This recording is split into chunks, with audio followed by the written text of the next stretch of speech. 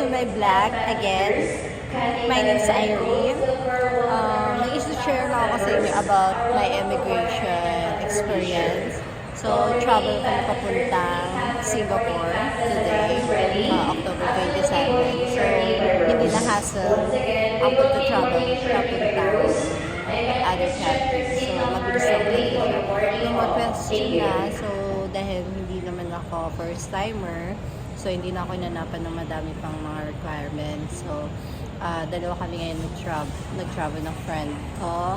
So, same lang din yung mga itinanong sa amin. Pero sa akin, dalawa lang ata tinanong sa akin. So, ang tinanong lang sa akin kung saan ako nag-work at saka kailan yung balik ko. Yun lang. Tapos, picture na ako and then tatak na ng visa. So, hindi na hassle yung pag-aano ngayon ng immigration.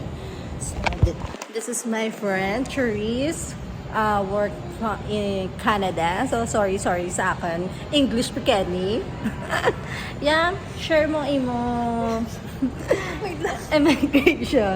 immigration experience for my vlog. Yung aking experience, tinanong lang sa akin purpose of travel. Kung may kasama ako. Kung saan ako nag-work. Tapos, and kailan yung balik dito sa Pilipinas. Yun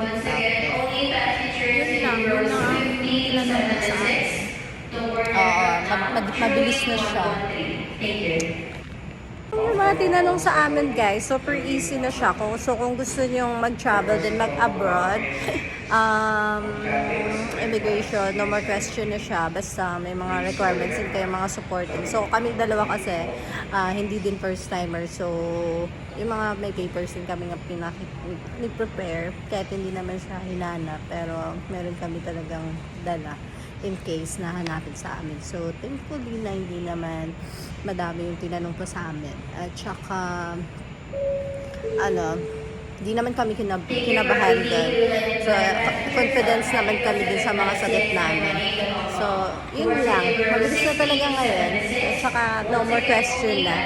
So, guys, abangan nyo yung mga trip namin sa Singapore kung saan kami pupunta. Gagala namin. Kaya, please subscribe, like, and share my YouTube channel. Bye! See you tomorrow!